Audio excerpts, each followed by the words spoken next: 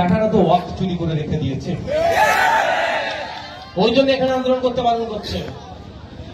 নাম বলছি না, ওয়েস্ট মল আছে জানেন কলকাতার বাক্সার কাছে, তার উল্টো দিকের গলি ধরে ঢুকতে হবে, উল্টো দিকে রাস্তা দিয়ে এক নেতা তৃণমূল কংগ্রেসের এমএলএ প্রায় 400 কোটি টাকা সম্পত্তি লুটে রেখে দিয়েছে। তার বিরুদ্ধে আন্দোলন হবে না? হবে আগামী দিনে। আমরা শুধু আইনকে প্রত্যাহারের জন্য রাস্তায় নামিনি, লাগাতার 10 বছর ধরে আন্দোলন করছি।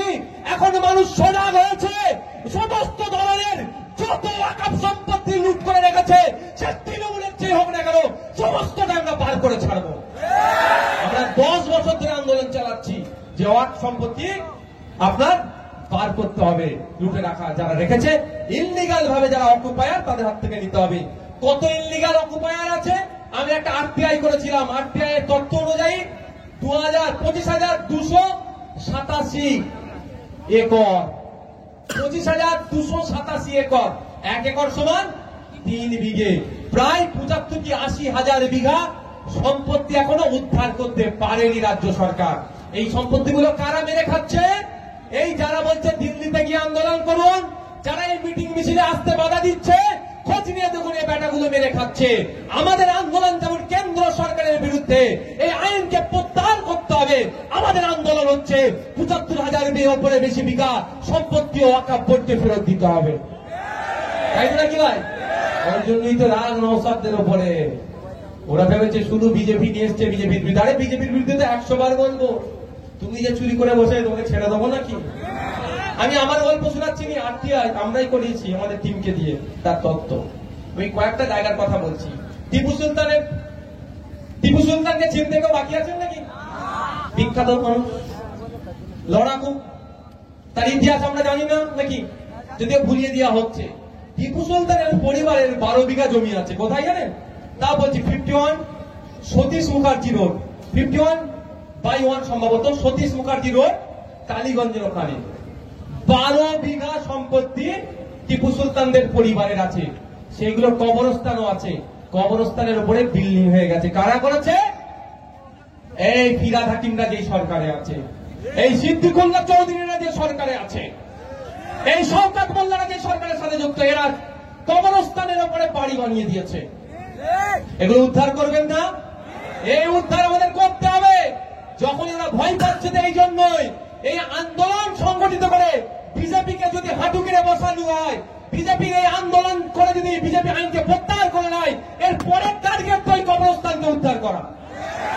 ওরা করে কামিয়ে খাচ্ছিল, ওদের চাপ হয়ে যাবে, ওই জন্য আন্দোলনটা ভাঙতে চাইছে।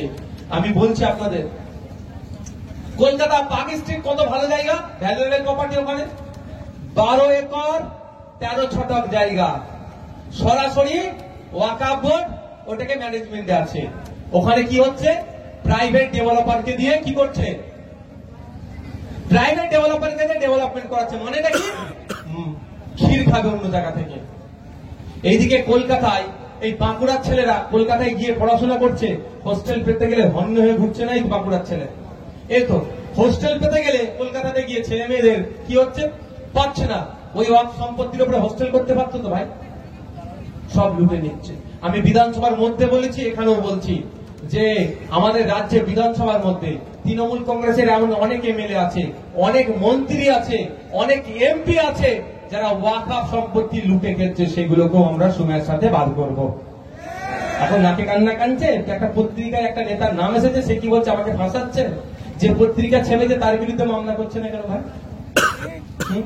আচ্ছা, যদি উনি বলেন ওই জায়গাটা ওনার নয়, তাহলে আমরা কালকে গিয়ে দখল করি, অকাপড়টি তুলে দিই, যে হাতে অকাপড়ের হাতে বলুন কি ভাই, তাই তো নাকি? তখন দেখবেন পুলিশ কেড়ে সামনে দিয়ে দেবে, কি বলবে? Law and order situation create হবে, ঘোড়ার ডিম হবে, ওই নেতাকে বাঁচাবে পুলিশকে দিয়ে সম্পত্তিটাকে। তো এই ধরনের নোংরামি অনেক আছে ভাই। আমরা ক্যামাকি স্ট্রিট বিখ্যাত জানেন ভাই? ক্যামাকি স্ট্রিট বিখ্যাত নাকি? তো কোন এক নেতার অফিস আছে, ওই ক্যামাকি স্ট্রিটের ওয়াকফ সম্পত্তি লুটা হয়েছে। তথ্য আমার কাছে আছে। আমার বিরুদ্ধে কেউ চ্যালেঞ্জ করলে আমি তাকে কোর্টে গিয়ে এগুলো দেবো। আমি আপনাদের হাতে দেবো না, পাবলিকও দেবো না। আমার বিরুদ্ধে মামলা হবে, আমি কোর্টে গিয়ে দেবো। আমি বলছি তো, ক্যামাকি স্ট্রিটেও ওয়াকফ সম্পত্তি লুটে নিয়েছে তৃণমূলেরা। এটা উদ্ধার করবো তো আমরা আগামীতে নাকি ভাই? আগামীতে হবে। আমরা একটা কথা বলে ভাই শেষ করব, লাস্ট একটা কথা বলবো। সেই কথাটা হচ্ছে এটা, আমাদের সমাজের মধ্যে বিজেপি একটা বিষ ছড়াচ্ছে। কি বিষটা? আমার হিন্দু সমাজের ভাইদেরকে গিয়ে কি বলছে বলুন তো, যে ওয়াকাফ বোর্ড মুসলমানদের হিন্দুদের জন্য কোথায়, এটা একটা ছড়াচ্ছে। কিন্তু আপনারা একটু ঠান্ডা মাথায় শুনুন, এটা সম্পূর্ণ অসত্য কথা বলছে। ভারতবর্ষের যে সংবিধান, যে আইন আছে, সমস্ত ধর্মের মানুষের জন্য কোন জায়গায় আলাদা আলাদা করে, কোন জায়গায় একসাথে কিন্তু অধিকার সুনিশ্চিত করেছে।